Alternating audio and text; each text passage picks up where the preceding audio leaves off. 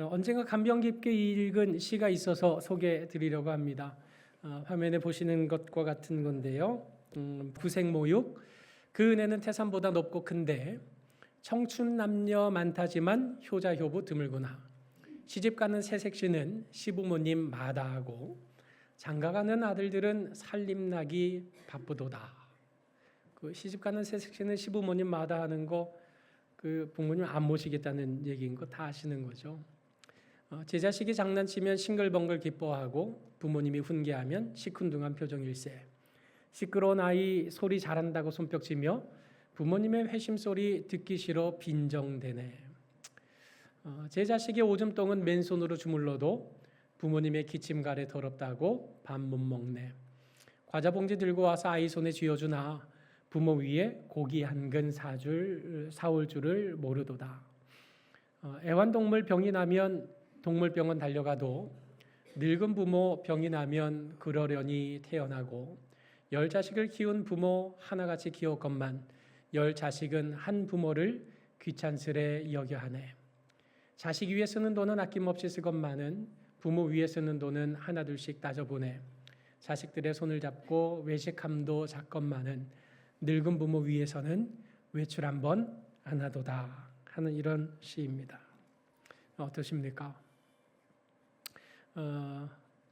여러분은 어느 편이십니까? 이 세태를 반영하는 편에 서 계십니까? 아니면 그 정반대에 서 계십니까? 나를 낳아주시고 길러주신 부모님의 은혜를 마음에 새기지 못하고 그저 외면하는, 오로지 자기만 아는 참 이런 개인적이고 이기적인 이런 시대를 절절하게 담아낸 시인 것 같습니다. 오늘 우리가 살펴볼 본문은 예수님께서 십자가상에서 하신 7가지의 말씀 중에 속해 있는 말씀입니다. 그 7가지의 말씀 중에 오늘 본문을 제외한 나머지 말씀이 어떻습니까? 아버지 저들을 사하여 주옵소서, 자기들이 하는 것을 알지 못합니다 하는 말씀. 내가 진실로 내게 이르노니 오늘 내가 나와 함께 낙원에 있으리라 하고 그 십자가 한편 강도에게 천국을 보장해 주시는 약속의 말씀. 나의 하나님 어찌하여 나를 버리셨나이까 라고 가장 죄악된 깊은 고통을 토로하시는 말씀. 내가 목마르다, 다 이루었다, 아버지 내 영혼을 아버지 손에 부탁하나이다 하는 이런 말씀들이 바로 그 십자가상에서 하신 말씀입니다. 이 말씀에 비하면 오늘 우리가 본문에서 살펴보고자 하는 십자가상에서의 한마디의 그 말씀은 여자여 보소서 아들이니이다 보라 내 어머니라 하는 이 말씀입니다. 앞서 살펴본 6가지의 말씀에 비하면 보소서 아들이니이다 보라 내 어머니다, 이 말씀은 무언가 구속사와 밀접하게 관계되어 있지 않은 말씀인 것처럼 보이기가 십상인 겁니다. 그러나 그 십자가의 모진 고통과 순환을 온몸으로 감당해 내시면서 그 고통 속에서 보소서 아들이니이다 보라 내 어머니다 라고 말씀을 하신 데에는 정말 어떤 깊은 의미가, 구원론적인 깊은 의미가 담겨 있다는 사실은 틀림없는 것 아니겠습니까? 그렇다면 예수님께서 이 같은 말씀을 하신 의도가 무엇입니까? 어버이 주일을 맞이한 오늘 이 말씀의 의미를 우리 마음속에 한번 생각하고 새기는 시간이 되고자 합니다. 일단 오늘 먼저 본문의 상황은 그 예수님께서 십자가에 못 박히신 그런 상황 안에서 이루어지고 있는 말씀입니다. 십자가형은 인간이 고안해낼 수 있는 가장 잔혹하고도 고통스러운 사형 방법으로 알려져 있습니다. 그래서 이 방법을 고안해낸 로마인들은 이 십자가형을 당하지 않도록 법적으로 만들 만큼 이건 정말 엄청난 고통을 수반하는 사형 방법입니다. 예수님 십자가에 못 박히신 그 예수님의 사지에서는 선혈이 낭자하고 있었습니다. 말할 수 없는 고통 속에서 신음하며 죽어가고 있는, 고통에 겨워하고 있는 그 예수님 아래에는 군병들이 그 유품을 제비 뽑아가면서 낄낄거리고 있는 장면이 연출되고 있었습니다. 바로 그 비극의 현장 아래에 이 군병들이 제비 뽑아가고 그 밑에서 벗어난 다음에 그 십자가 밑을 지키는 이가 누구였던가? 오늘 25절 말씀에 보니까 예수의 십자가 곁에는 그 어머니와 이모와 글로바의 아내 마리아와 막달라 마리아가 서 있었다. 즉 예수님의 어머니였던 마리아를 중심으로 세 명의 여인 함께 어머니 마리아와 그 십자가 곁을 지키고 있었던 겁니다. 예수님께서 하나님의 아들로서 이 땅에 오신 것, 그 어머니 마리아는 이미 다 알고 있었습니다. 성령으로 잉태하게 될 것이다. 주의 계집종이니 주의 뜻대로 하셔야 됩니다. 라고 자기의 모든 것을 내놓았던 그 어머니 마리아. 내 아들은 아니고 하나님의 아들이시고 하나님의 뜻을 이루기 위해 이 땅에 오셨다는 사실을 이미 다 알고 있었지만, 하지만 그렇다 하더라도 예수님이 마리아와 어떤 관계이겠습니까? 마리아의 태에 10달 동안 품고 있었던 아들입니다. 어린 시절 자신의 젖을 물려주었고, 그 어린 시절 자신의 품속에서 말을 가르쳐 주었고, 또 자신의 손으로 걸음마를 떼게 했고, 그 사생의 30년을 사시는 동안에 바로 예수님께서 그 마리아가 예수님에게 자기의 손으로 밥을 지어서 먹이셨던 세월이 바로 30년이었던 겁니다. 결코 짧지 않은 이 시간 동안 마리아는 예수님을 자기의 아들로서 섬기지 않을 수 없었을 겁니다. 그런 아들이 지금 십자가에 못 박혀 고통당하면서 죽어가고 있는 그 상황, 그걸 그저 단지 지켜볼 수밖에 없는 상황, 이것이 하나님 아버지의 뜻을 이루기 위한 십자가라는 사실을 다 알고는 계셨지만 그럼에도 불구하고 그것을 지켜보기란 아마 마음이 편치 못하셨을 것이 당연하지 않겠습니까? 예수님께서 태어나신 지 2달 만에 예루살렘에 정결 예식을 위해서 올라가신 적이 있었습니다. 그때 경건한 사람 시므온에게 들은 예언이 있었는데, 그 예언이 바로 누가복음 2장 35절에 기록되어 있는 말씀과 같습니다.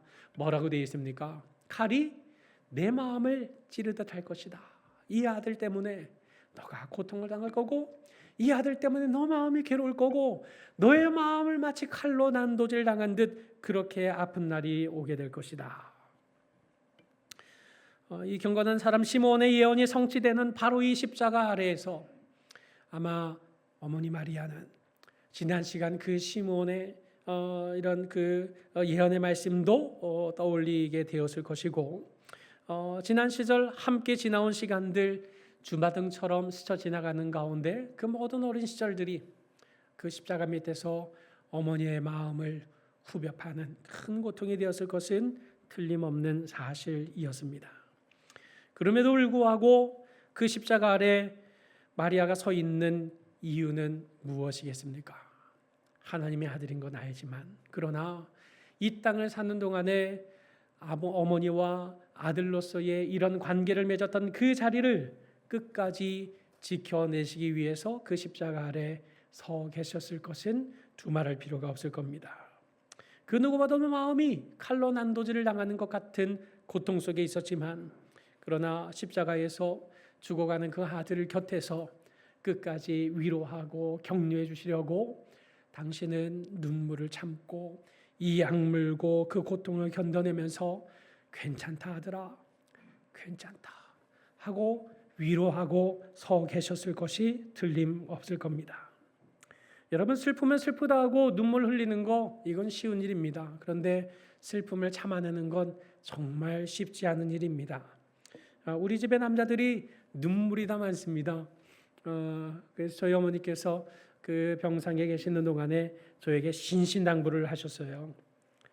너라도 울지 말아야 돼. 너라도 정신 차리고 있어야 돼. 안 그러면 네 아버지, 네 형 다 이거 뭐 정신 놓고 있을 거다. 어머니께서 정말 그렇게 신신당부하고 부탁하셨습니다.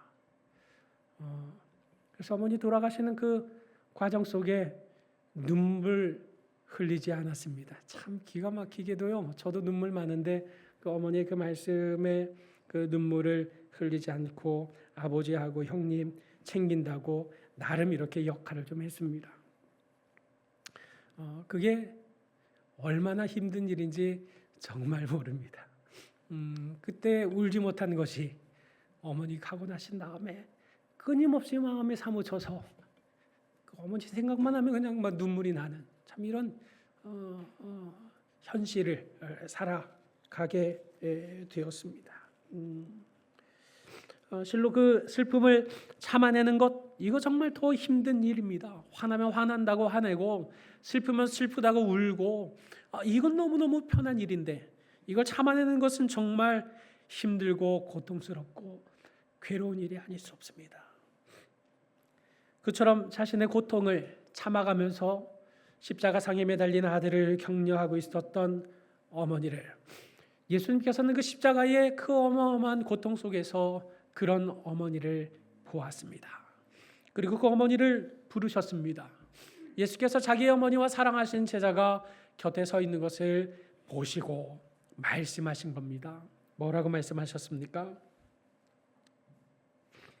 여자여 보소서 아들이니이다 하고 이 말씀하셨던 겁니다. 여기 여자여, 이 말은 우리가 잘 아는 헬라어 단어 귀나이라고 하는 단어입니다. 이건 여자를 낮춰 부르는 말이 아니라 높여 부르는 말입니다. 어머니라고 부르는, 어머니를 부르는 일상적인 그런 호칭은 아니지만은, 그러나 지금 마리아를 여자여라고 높여 부르면서 아들이니이다 라고 얘기를 하고 있는 것입니다. 여기서 아들입니다, 이 말은 이 구절만 놓고 본다면 이것이 예수님 자신을 가리키는 것인지 아니면 그 곁에 서 있는 그 사도 요한을 가리키는 것인지 명확하게 할 길은 없습니다. 그러나 전체적인 맥락, 이것을 고려해 보면 여기서 말하는 이 아들이니다, 이 말은 바로 자신을 가리키는 말이 아니라 사도 요한을 가리키는 말이 틀림이 없습니다. 그렇게 어머니에게 보소서 당신의 아들입니다 라고 사도 요한을 가리키신 후에 27절에는 또 그 제자 요한에게 이렇게 또 말씀하십니다. 보라, 내 어머니다. 이제 나는 떠나는데 너의 어머니로 모셔야 되겠다. 이제 나는 떠나는데 어머니, 이 요한이 어머니의 아들입니다. 이렇게 새로운 가족 관계로 엮어주고 계시는 이런 기가 막힌 상황이 펼쳐졌던 것입니다. 그런데 여러분, 이것은 지금 예수님께서 요한에게 부탁하신 내용이 아닙니다. 명령하신 내용이라는 것을 우리는 유념해야 됩니다. 이것은 어순을 통해서 우리가 어렵지 않게 발견할 수 있는데요.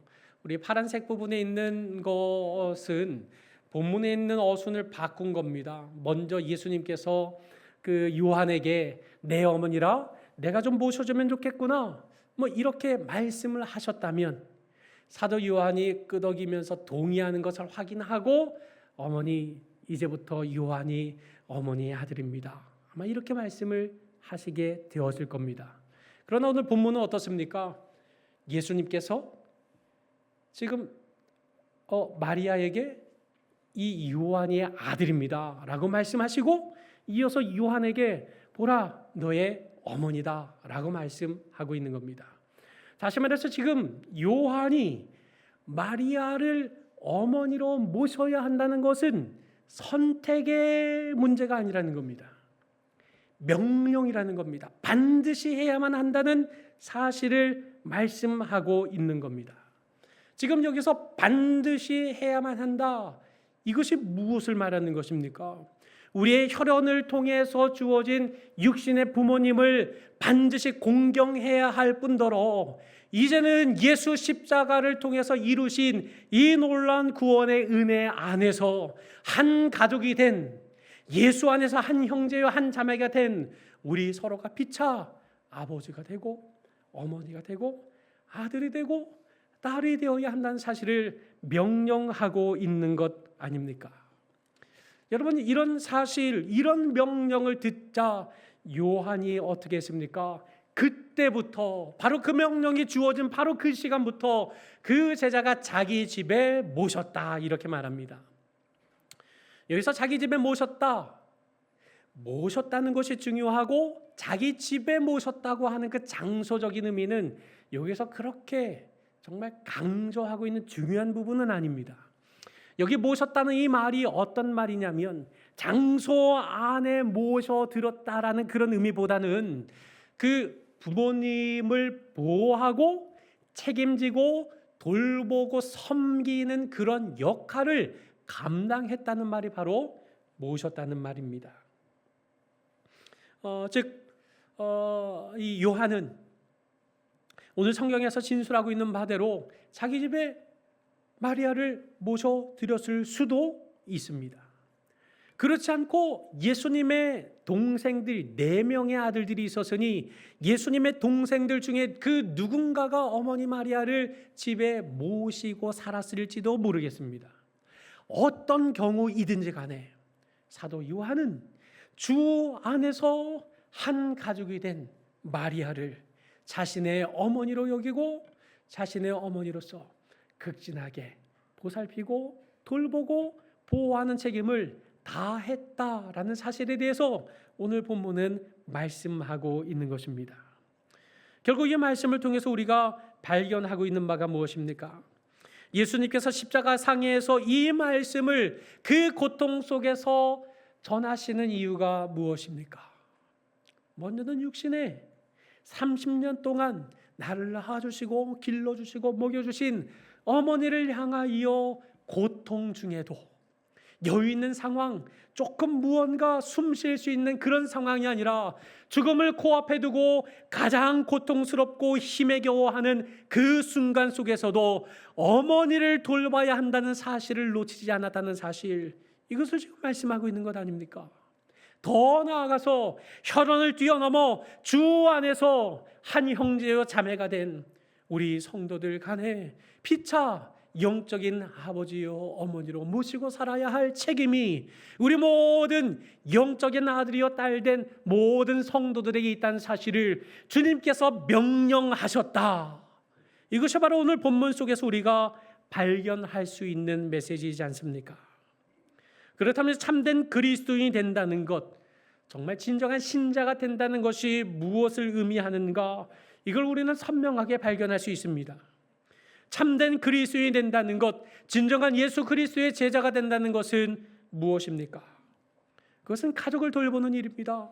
무엇보다도 연로하신 부모님을 모시고 섬기고 돌보는 것, 이것은 결코 선택의 문제가 되지 않고 하나님이 우리에게 명령하신 사명이라는 사실을 기억해야 한다는 것입니다. 저는 육신의 부모님이 다 돌아가셨습니다. 그러면 저에게는 이런 사명이 없다는 말이겠습니까? 결코 그렇지 않습니다. 오늘 예수님께서 저에게도 명령하고 계십니다. 부모님 다 돌아가셨지만 그래도 너 아버지가 있지 않느냐? 양영조 집사님이 너의 아버지이지 않느냐? 이금광 집사님이 너의 어머니이지 않느냐? 김영희 권사님이 너의 어머니이지 않느냐? 너의 아버지가 많고 너의 어머니가 이렇게 많지 않느냐? 명령하시는 겁니다. 주 안에서 십자가 사랑 안에서 한 부모님, 한 어머님이 되도록, 한 아버지가 되도록 주님께서 그렇게 그 십자가의 보혈로 우리를 엮어주셨다는 사실, 이것은 선택의 문제가 아니라 사명이요 명령이라는 사실을 우리는 기억해야 하는 것입니다. 예수님께서 이 땅에 계시는 동안에 부모님 공경에 대해서 구약에 있는 말씀을 인용하시면서 마태복음 15장 4절에 이렇게 경고하고 있습니다. 우리 한번 같이 읽어보실까요? 자, 시작. 하나님이 이르셨으되 내 부모를 공경하라 하시고 또 아버지나 어머니를 비방하는 자는 반드시 죽임을 당하리라 하셨거늘. 아멘. 지금 기가 막힌 말씀하지 않으십니까? 내 부모를 공경해야 된다. 아버지나 어머니를 비방하는 자 반드시 죽임을 당한다. 이런 기가 막힌 말씀을 하고 있습니다. 여러분, 하나님을 섬기지 않는 게 아니지 않습니까? 그저 부모님을 공경하지 않고 부모님을 비방하는 것밖에는 아니지 않습니까? 그런데 이것이 왜 반드시 죽임당할 일이 된다고 경고하시는 것입니까? 그것은 부모님을 허락하신 이가 하나님이시기 때문에 그렇습니다. 태어나기 전에 부모님을 선택하셨습니까? 아니요. 하나님이 허락해 주신 부모님입니다. 그 부모님을 통해 생명의 빚을 지고 우리 각 사람이 이 땅에 태어난 것입니다. 부모님에게 생명의 빚을 지지 않은 분이 계십니까? 부모님에게 생명의 빚을 지지 않고 이 땅에 태어난 사람은 한 사람도 없는 것입니다. 그런 까닭에 그 부모님을 허락하신 하나님을 인정한다는 사실은 그 허락하신 부모님을 공경하는 모습으로 나타나는 것입니다. 누가 그 부모님에게 부모로서의 권위를 선사하신 겁니까? 누가 그 부모님을 부모님으로 섬길 수 있도록 자식을 허락해 주신 것입니까? 하나님이 그리하신 겁니다. 그러니 하나님이 세우신 권위, 하나님이 세우신 질서, 이것을 공경함으로 나타내지 않는다고 한다면 그것은 그저 윤리 도덕적인 차원의 문제에서 비난받는 그 자리에서 끝나는 것이 아니라 그것은 바로 반드시 죽임을 당하고 말 하나님 앞에 큰 범죄가 된다는 사실을 명백하게 말씀하시고 있지 않습니까? 그럴 까닭에 우리의 삶의 정황이 정말 극한의 자리까지 밀려간다 할지라도 우리의 효도의 뿌리까지 마르게 해서는 안 되는 것입니다. 왜냐하면 예수님도 십자가상에서 그 모진 고통을 당하시면서 죽음을 코앞에 둔 상황 속에서도 그 어머니를 챙기셨고 그 어머니와 제자의 관계로 엮으셔서 그들로 하여금 살아갈 수 있게 하셨다는 사실을 우리가 기억함으로써 어떤 상황, 어떤 형편 속에서도 부모 공경하기를 결코 포기해서는 안 되는 것입니다. 그러나 이 땅을 살아가는 가운데 육신의 부모님도 죄성을 가진 사람인지라 정말 존경하기 어려운 부모님을 만난 분들도 없지는 않을 것입니다. 그러나 존경은 하지 못한다 할지라도 내게 생명을 허락해 주셨다는 이 한 가지 사실만으로도 존경은 아니더라도 적어도 부모님으로 존중은 할 수 있는 것이 아니겠습니까? 혈연을 뛰어넘어 더 나아가 주 안에 한 가족이 된 우리의 부모님들을 그저 오고 스쳐 지나가는 그런 정도의 성도의 관계가 아니라 진실로 나의 아버지요 나의 어머니로 모시고 섬기고 생각할 수 있는, 왜 오늘 이 어르신이 교회에 나오지 않으셨을까? 무슨 일이 있으신 건 아닌가?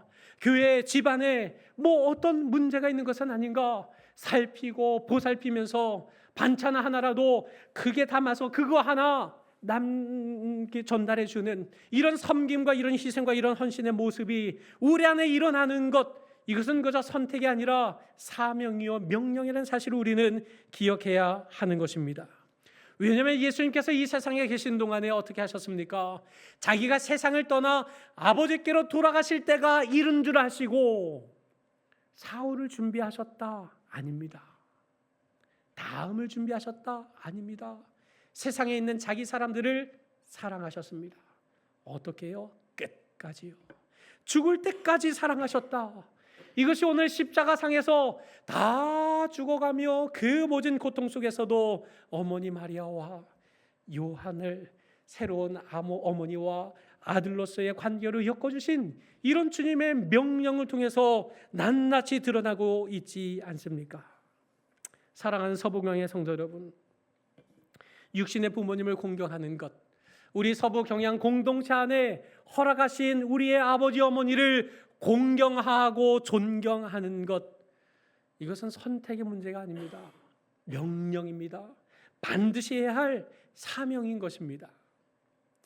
어느 해 가을 지방의 한 교도소에서 재소자 체육대회가 열렸습니다.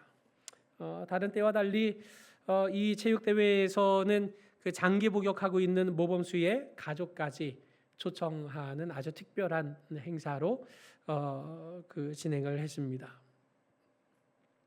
오랫동안 가족과 격리됐던 재소자들에게도 또 감옥보다 더 깊은 이런 마음의 감옥에 갇혀 살아왔던 이 가족들에게도 그날의 잔치는 정말 가슴 설레이는 일이었습니다. 다들 모였는데 얼마나 신나겠습니까? 달리기를 할 때도 줄다리기를 할 때도 다들 얼마나 열심인지 마치 초등학교 운동회를 방불할 만큼의 열기와 웃음꽃으로 아주 막 가득 차게 되었습니다. 늘 무겁고 침울하기만 했던 그 교도소 안의 분위기가 정말 웃음꽃으로 가득 차게 되었던 것입니다. 여러분, 운동회 하면 마지막 꽃이 무엇입니까? 이어달리기, 계주이지 않습니까? 이날도 계주가 운동회의 마지막 하이라이트를 장식하게 되었습니다. 모범수의 가족까지 초청했던 이런 그 운동회였던 까닭에 이날의 계주 방식은 조금 특별했습니다. 이른바 효도 달리기 시합이었습니다. 이것은 그 재소자들이 부모님을 등에 업고 운동장을 이렇게 한 바퀴 도는 이런 방식의 이어달리기 시합이었습니다. 그런데 참가자들이 하나둘씩 그 출발선에 모이면서 한껏 고조됐던 분위기가 갑자기 무거워지기 시작했습니다. 푸른 수의를 입은 선수들의 등에 하나둘씩 그 부모님들이 업히기 시작했는데, 그런데 어머니를 업은 그 한 제소자의 눈에서 뜨거운 눈물이 흐르기 시작했던 겁니다. 아마 지난날 효도하지 못하고 이렇게 어머니의 속만 썩였던 그 아들로서의 자신의 이런 잘못을 뉘우치는 회한의 눈물이었을 것입니다. 아들의 등에 업힌 채 그 아들의 등이 흐느끼고 있는 것을 그 어머니가 모를 리가 있겠습니까? 그 어머니는 우리 뒷모습만 봐도 우리의 마음이 어떤지 다 깨트려보고 있지 않습니까?